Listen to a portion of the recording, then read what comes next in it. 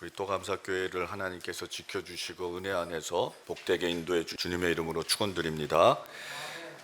오늘 우리는 성과로 평가받는 그런 시대를 살아가고 있습니다. 매출은 얼마인가, 얼마나 성장했는가, 무엇을 이루어냈는가, 모든 것이 숫자와 결과가 증명되는 삶을 우리는 살아가고 있습니다. 그런데 어느 순간부터 이 기준이 신앙 안에까지 들어오게 되었죠. 당신의 믿음의 열매는 뭡니까? 지금 어떤 사역을 하고 있습니까? 교회는 얼마나 성장했습니까? 신앙마저도 이런 기준으로 평가받는 것처럼 느껴질 때가 많이 있습니다. 그런데 예수님은요, 놀랍게도 성과와 전혀 상관없는 그런 말씀을 오늘 말씀에서 우리에게 해주시죠. 4절 말씀입니다. 다 같이 읽어보겠습니다. 내 안에 머물러 있어라. 그리하면 나도 너희 안에 머물러 있겠다. 가지가 포도나무에 붙어 있지 아니하면 스스로 열매를 맺을 수 없는 것과 같이 너희도 내 안에 머물러 있지 아니하면 열매를 맺을 수 없다. 내 안에 머물러 있어라. 예수님은요, 우리에게 많은 열매를 요구하지 않으셨습니다. 열매가 중요하지 않단 말은 아니죠. 열매는 우리의 과제가 아니라는 거예요. 우리의 책임이 아니라는 거예요. 하나님의 선물인 것입니다.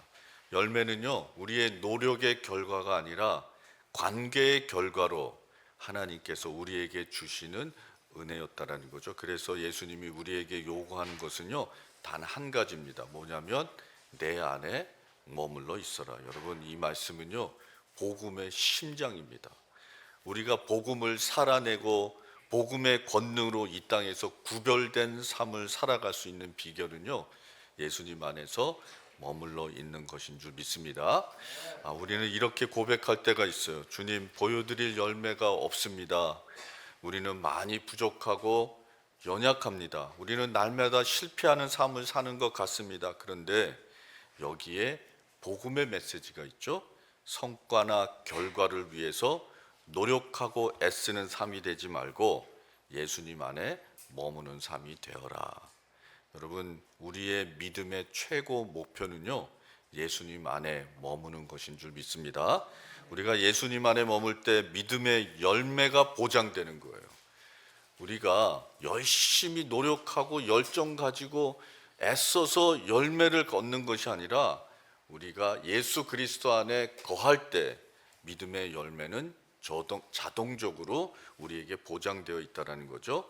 그리고 은혜가 삶의 중심이 되고요, 말씀 위에 우리의 인생이 세워지고 성령님이 내 삶 속에서 일하는 것을 보게 된다는 거죠. 여러분, 주님 안에서 머무는 믿음의 성도들 되시기를 주님의 이름으로 축원드립니다. 유영수 전도사님이 작사 작곡한 나의 안에 거하라, 우리가 이따가 함께 부를 찬송인데요. 나의 안에 거하라. 나는 내 하나님이니 모든 환난 가운데 너를 지키는 자라. 두려워하지 말라. 내가 널 도와주리니 놀라지 말라. 내 손 잡아주리라. 내가 너를 보배롭고 존귀하게 여기노라. 너를 사랑하는 내 여호와라. 내가 너를 보배롭고 존귀하게 여기노라. 너를 사랑하는 내 여호와라. 여러분, 결국 내 안에 머물러라, 예수님께서 말씀하셨는데요, 이 말씀은요, 사랑으로 초청하는 초청의 말씀이었다라는 거예요. 여러분, 세상은 끊임없이 우리에게 열매를 가져오라고 독촉합니다. 세상은요, 끊임없이 우리에게 성과를 보이라고 다그칩니다. 예수님은요, 열매를 맺기 위해 노력하고 애쓰기 전에 먼저 내 안에 머물러 있어라 하고 초청하십니다. 여러분, 오늘 이 시간부터 무엇을 하려는 의지와 노력과 이분 열정까지도 있다면 다 내려놓고 그저 예수님의 품 안에서 푹 잠기고, 그리고 그 안에서 안식을 얻고, 또 그 안에서 하나님께서 주시는 풍성한 열매와 또 약속과 사랑으로 여러분 이 땅에서 승리할 수 있게 되기를 바랍니다. 로마서 8장 32절 말씀 다 같이 읽겠습니다. 자기 아들을 아끼지 않으시고 우리 모두를 위하여 내주신 분이 어찌 그 아들과 함께 모든 것을 우리에게 선물로 거저주지 않으시겠습니까? 예수님 안에서 우리가 바라고 소망하고 기도하는 모든 것들이요, 하나님께서 다 허락해 주셨습니다. 예수님 안에서 믿음의 여정이 계속되어서, 그래서 그 예수님 안에서 허락된 모든 약속의 축복들이 우리 삶 속에서 다 열매 맺을 수 있게 되기를 주님의 이름으로 축복합니다. 내 안에 머물러 있어라. 네 가지 인사이트입니다. 첫 번째, 열매보다 머무름이다. 두 번째, 머무름은 은혜의 초대이다. 세 번째, 머무름은 우리를 붙들어주는 힘이다. 네 번째, 정체성은 머무른 사람에게 주는 선물이다. 첫 번째, 예배보다 열매보다 머무름이죠. 4절 말씀 한 번 더 읽어봅니다. 내 안에 머물러 있어라. 그리하면 나도 너희 안에 머물러 있겠다. 가지가 포도나무에 붙어 있지 아니하면 스스로 열매를 맺을 수 없는 것과 같이 너희도 내 안에 머물러 있지 아니하면 열매를 맺을 수 없다. 머무르다, 이 말은요, 헬라어로 메노입니다. 메노의 의미는 단순합니다. 떠나지 않다, 계속 거하다, 관계 속에 남아있다. 이거는요, 노력하는 단어가 아니에요. 그냥 예수님 안에 거하려고 뻗팅기고 노력하고 막 그냥 이렇게 안절부절하는 게 아니에요. 관계의 단어입니다. 어떤 상황 속에서도 어떠한 흔들림이 있을지라도 그 관계의 자리를 지키는 것, 거하라, 머물러라, 메노입니다. 영어로 어바이드라고 번역을 했네요. 함께 거주하고 생활한다. 어바이드는요, 거주하는 거예요. 살아가는 거라고요. 생활하는 거예요. 방문하는 게 아닙니다. 이벤트식으로 만나는 게 아니에요. 그러므로 머무는 신앙은 전적으로 예수님과 더불어 함께 생활하며 붙어서 생활하는 것을 머무르는 신앙이라고 하는 거죠. 유진 피러스 목사님이 이렇게 말했습니다. 신앙은 폭발력이 아니라 접속력이다. 여러분, 우리가 아무리 열정이 있고 그냥 막 기도를 그냥 폭포수 같이 할 수 있을지라도 접속력이 없으면, 예수 그리스도 안에서 머물리는 그런 커넥션이 없으면요, 우리는 파워레스하다는 거죠. 열매보다, 업적보다, 지식보다, 열정보다 더 중요한 거, 최고로 중요한 거, 예수님 안에 머무는 것입니다. 예수님은 그래서 우리에게 묻지 않습니다. 열매를 맺었느냐, 지금 무엇을 하고 있느냐. 그 대신요, 이런 질문을 하세요. 지금 어디에 머물고 있느냐. 나는 요즘 기도 안에 머무르고 있습니까? 아니면 염려 안에 머무르고 있습니까? 나는 요즘에 말씀 안에 머무르고 있습니까? 아니면 성과와 비교 안에서 머무르고 있습니까? 여러분, 우리가 자기 자신을 뒤돌아보면서 내 신앙의 위치, 내가 예수님과의 그 관계 속에서 어디에 있나 살펴보아야 될 줄 믿습니다. 누가복음 10장을 보면 마르다와 마리아의 이야기가 나옵니다. 예수님이 오니까요, 마르다는요, 예수님을 사랑해서 열심을 가지고 막 그냥 음식을 많이 준비했어요. 그런데 가만히 보니까 동생 마리아는 예수님 발 앞에서 예수님 하는 그냥 티칭만 듣고 있네요. 화가 나서 마르다가 예수님께 불평을 했습니다. 그랬더니 예수님께서 마르다야, 너는 여러 가지 일로 너무나도 분주하구나. 마리아는 좋은 것을 선택했다 하고 마리아를 칭찬해 주셨습니다. 여러분, 예수님은요, 더 가까이 머문 사람을 더 기뻐하는 줄 믿습니다. 너는 내 안에 있느냐? 예수님이 항상 우리를 초청하시는 거예요. 내가 어디에 머물고 있는가를 늘 평가하고, 그리고 늘 점검하면서 다시 예수님께 돌아가고 예수님과 머물고 예수님 안에서 그렇게 동행하는 그런 은혜의 성도들 되시기를 바랍니다. 두 번째, 머무름은 은혜의 초대입니다. 5절 말씀이죠. 다 같이 읽어볼게요. 나는 포도나무요 너희는 가지이다. 내 안에 머물러 있고 내가 그 안에 머물러 있으면 그는 많은 열매를 맺는다. 너희는 나를 떠나서는 아무것도 할 수 없다. 나는 포도나무요 너희는 가지이다. 예수님은요 어떤 명령도 하지 않으셨습니다. 계속해서 강조하시는데 한 가지만 강조하세요.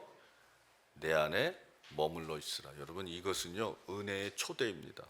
사람이 내 안에 머물러 있고 내가 그 안에 머물러 있으면 이게 은혜예요. 그 많은 열매를 맺는다. 여러분 많은 열매는요 예수님 안에 거하는 사람들을 위해서 준비된 하나님의 은혜입니다. 예수님이 우리를 위해 준비한 것은요 많은 열매라고 그랬어요. 작은 열매가 아닙니다. 작은 스케일의 하나님이 주시는 그런 은혜가 아니라는 거예요. 우리가 생각한 것보다, 우리가 계획한 것보다, 우리가 꿈꾸고 상상한 것보다 더 많은 은혜가 예수님 안에 거할 때 여러분 준비되어 있는 줄 믿습니다. 이거를 예수님께서 깨우쳐 주시고 싶은 거예요. 그래서 초청하시는 거죠. 그는 많은 열매를 맺을 것이다. 나의 열심과 노력은요 나의 능력에 비례한 열매를 맺게 될 것입니다. 예수님 안에 거하는 믿음은요 하나님의 능력에 비례한 열매를 맺게 될 줄 믿습니다. 모세의 열심과 노력을 잘 아시잖아요. 그래서요 정의에 불타가지고 나가서 이집트 사람을 죽였습니다. 그의 열정은 결국 사람을 죽이는 결과를 초래했어요. 그런데 모든 것 다 잃어버리고 광야에서 40년 그리고 예수님이 하나님을 영접하고 또 하나님 안에 거할 때 홍해를 가르고 반석에서 생명수가 터져 나오게 하고 민족을 출애굽시키는 놀라운 일을 감당했다라는 거예요. 우리의 열심은 우리의 능력에 비례한 결과를 초래하고 하나님 안에 거하면요 하나님의 스케일에 비례한 열매들을 우리에게 주신다라는 것입니다. 여러분 이게 은혜의 초대인 것입니다. 요셉도 마찬가지였죠. 꿈은 있었습니다. 방대한 꿈이었어요. 그리고 열정도 있었어요. 그런데 그의 열심과 노력은요 형들이 잘못한 것을 다 아버지에게 일러 바치는 것으로 끝났어요. 그래서 미움 사가지고 우물 안으로 던져졌잖아요. 그런데요 하나님이 함께 하시니까 감옥에서 우물 밑에서 꿈을 해몽하고 애굽의 국무총리 돼서 수많은 민족을 살리는 축복의 통로가 되었다라는 것입니다. 성경의 기드온, 삼손, 에스더, 룻, 다윗, 바울 이 모든 믿음의 선진자들은요 크고 놀라운 은혜를 받았는데 그 비결은 하나님 안에 거했다라는 거예요. 여러분 하나님 안에 거하시기를 바랍니다. 인생의 한계를 초월해서 하나님의 풍성한 은혜로 사는 방법 예수님 안에 머무는 것입니다. 너희는 나를 떠나서는 아무것도 할 수 없다 말씀하셨습니다. 인간의 노력은 한계가 있습니다. 그러나 하나님의 은혜는 끝이 없는 줄 믿습니다. 에베소서 2장 7절에 다 같이 볼까요? 그것은 하나님께서 그리스도 예수 안에서 우리에게 자비로 베풀어 주신 그 은혜가 얼마나 풍성할지를 장차 올 모든 세대에게 드러내 보이시기를 위함이라. 풍성한 하나님의 은혜는 아직도 진행형입니다. 뭐라고 그랬냐면요 장차 올 모든 세대에게 드러내 보이기 위함이라. 여러분 하나님의 은혜는 끝이 없고요 머무름도 없고요 놀랍고 상상할 보다 더 뛰어난 여러분 놀라운 은혜입니다. 하나님께서 이것을 우리에게 주시려고 그리고 다음 세대에 오는 모든 세대들에게 보이게 하시려고요 여러분 저와 여러분을 초청하고 있다라는 거예요. 예수 그리스도 안에 머무는 삶 여러분 이게 얼마나 축복된 삶인지 모르겠습니다. 상상할 수가 없는 일들입니다. 여러분 하나님께서 우리를 초청하시고 또 부어주시고 몰드해 주시고 여러분 다 이끌어 주실 줄 믿습니다. 배가 바다를 건너는 방법은 두 가지가 있다 그러잖아요. 첫 번째, 노를 젓는 방법. 배가 바다를 걷는데 막 노를 젓는 거. 또 다른 건 아시죠? 돛을 올리는 거예요. 노를 젓는 배는요, 바람이 없어도 움직일 수 있어요. 그런데 사람의 체력만큼밖에 못 가는 거죠. 그런데 돛을 올리잖아요.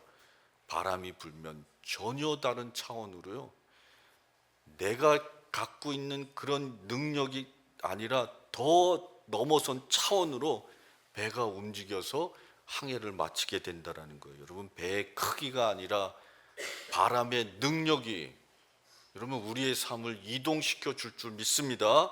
노 젓는 것은 노력이고 돛을 올리는 것은 예수 그리스도 안에 머무르는 것입니다. 여러분, 신앙은 노를 젓는 인생이 아니라 돛을 올리는 인생이에요. 돛은 바람을 만들어내지 않습니다.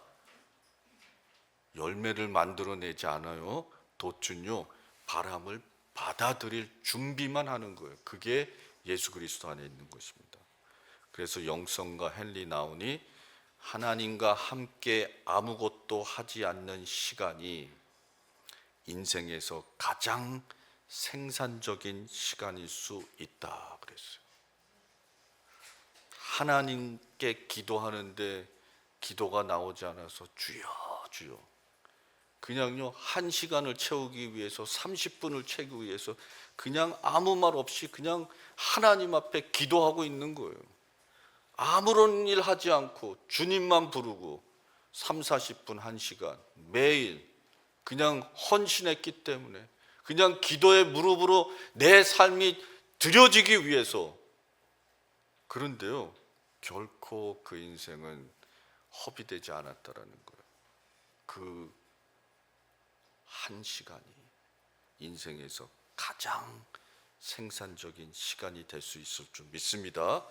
주님 안에 거하는 것 시간 낭비가 아닌 줄 믿습니다. 가만히만 있어도요, 주님께서 놀라운 일을 계획하시고 놀라운 일을 인도해 주시고 놀라운 일을 역사해 주신다라는 것입니다.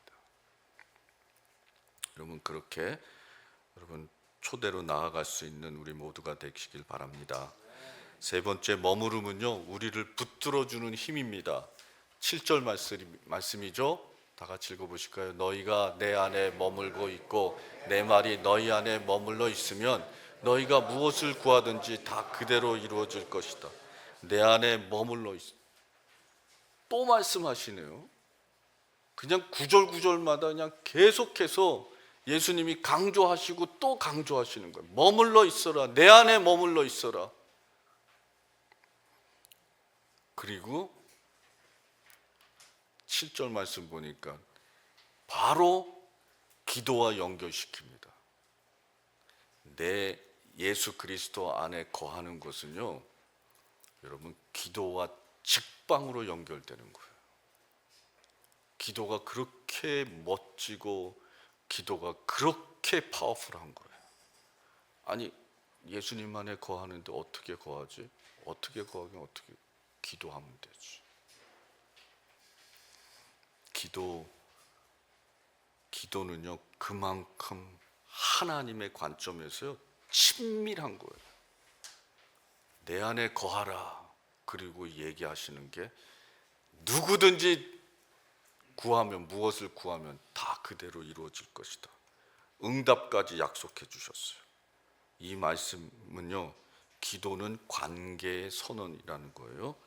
예수님은 세상을 만드시고 다스리시고 영광 중에 임하시고 모든 창조물이 그를 찬양하게 하시고 왕 중에 왕이시며 전능하신 하나님이시고 이 세상에 비길 것이 없는, 여러분 홀로 계신 하나님이신 줄 믿습니다.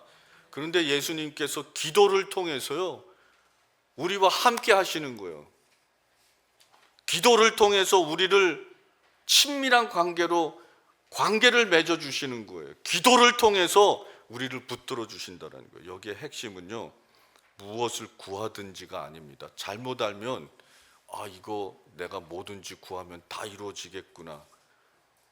여러분, 내 안에 머물러 있고 내 말이 너희 안에 머물러 있으면, 여러분, 내 말이 너희 안에 머물러 있으면요, 하나님께서 우리를 붙들어 주신다는 뜻이에요.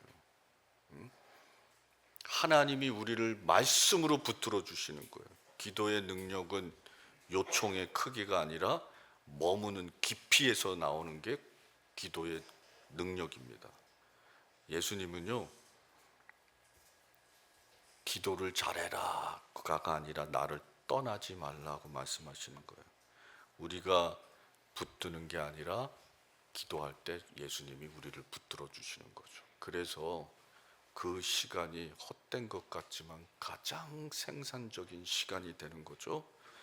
우리가 예수님을 꼭 붙잡고 있어서 사는 게 아니라 예수님이 우리를 놓지 않으셔서 우리가 안전하고, 그래도 이만큼 살고, 그래도 계속해서 성장하고, 이런 믿음 안에서 살게 되는 줄 믿습니다. 그래서 바울은 이렇게 고백하는 거예요. 내가 붙잡은 것이 아니라 그리스도께서 나를 붙잡으셨다. 머무는 신앙, 버티는 신앙이 아닙니다. 잘 붙드는 신앙이에요. 잘 붙드는 신앙. 그리고 그 붙드는 신앙은요, 기도와 연결되는 거예요. 식빵으로. 여러분, 예수님은요, 우리의 문제 해결사보다 더 크신 분이에요. 문제만 얘기하고 뭐 이것만 하고 그리고 끝날 뿐이 아니라고요. 그거 외에 더 많은 것들을 우리에게 허락해 주실 수 있고 우리를 지켜주시며 우리의 창조주신 줄 믿습니다. 머무름은 문제를 해결하는 기술이 아니라 우리를 끝까지 살게 하는 하나님의 은혜에 거하는 것입니다. 오늘 열매를 걱정하지 말고 결과를 계산하지 말고 그분 안에 그냥 머무시게 되기를 바랍니다. 예수님이 먼저 우리를 붙잡고 계신 거예요. 그게 복음입니다. 예수 안에 거하는 우리 모두가 되시기를 주님의 이름으로 축복합니다. 네 번째, 정체성은 머무른 사람에게 주는 선물입니다. 정체성은 머무른 사람에게 주는 8절이죠. 다 같이 읽어볼까요? 너희가 열매를 많이 맺어서 내 제자가 되면 이것으로 내 아버지께서 영광을 받아. 열매를 많이 맺게 되면, 그렇죠? 열매가 먼저 오는 게 아니죠. 그러면 하나님의, 예수님의 제자가 되는 것이 다 드러나게 된다라는 거예요. 그리고 하나님께서 영광을 받으시는 것입니다. 열매는 목표가 아니라 정체성의 증거뿐이었다라는 거예요. 그럼 머무는 사람은요, 애써 증명할 필요가 없습니다. 옆에서 보면 다 알게 돼 있어요. 옆에서 보면요, 기도하는 사람은요, 다 알게 돼 있어요. 그냥 소문이 어떻게 다 나게 돼 있어. 예배하는 사람이 진정으로 예배하잖아요. 그러면 다 소문이 나게 돼 있어요. 저 집사님은 예배가 달라. 응?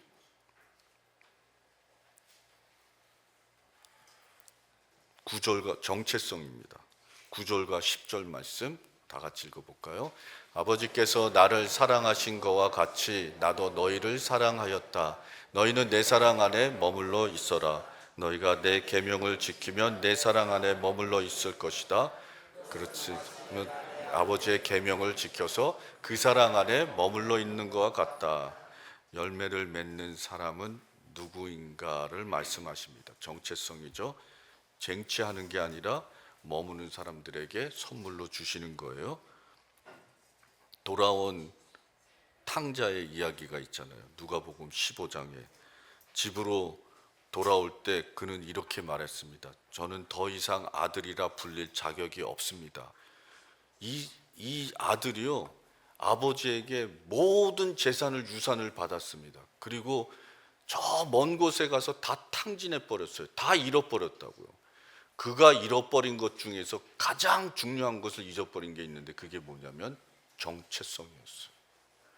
나는 더 이상 아들이라 불릴 자격이 없습니다. 그런데 아버지가 그가 돌아오는 걸 보고요, 막 달려가서 목을 껴안고 그리고 입을 맞추고 그리고 이런 말 묻지 않았어요. 내가 뭘 하다 왔냐? 네가 지금까지 그렇게 했는데 열매가 뭐냐? 성과 좀 성과가 뭐냐? 뭘 배웠냐? 아버지는요 그냥 단 한 번에 선포해 주십니다. 죽었던 내 아들이 돌아왔다. 이는 내 아들이라. 잔치를 벌여라. 옷과 반지, 신발 다 입혀줍니다. 그리고 정체성을 회복해 주셨어요. 돌아가는 순간. 그리고 잔치가 벌려지는 거죠. 아들이 돌아오고 잔치가 벌려지고, 그리고 모든 사람들이 기뻐하고, 그 다음에 어떻게 해요? 삶의 변화가 일어나는 거예요. 삶의 변화를 추구할 때 어떤 거의 그 변화를 추구할 때 사랑의 공동체가 되는 거가 어려워지는 거예요. 이해하고 받아줄 때 그때 사랑의 공동체가 되는 것입니다. 오늘 열매가 부족해 보여도 괜찮습니다. 오늘 우리에게 부족함이 너무나도 많이 드러나도 괜찮습니다. 지금까지 그냥 실패하고 넘어지고 그리고 신앙생활이 아닌 것처럼 사는 삶이 있어도 괜찮습니다.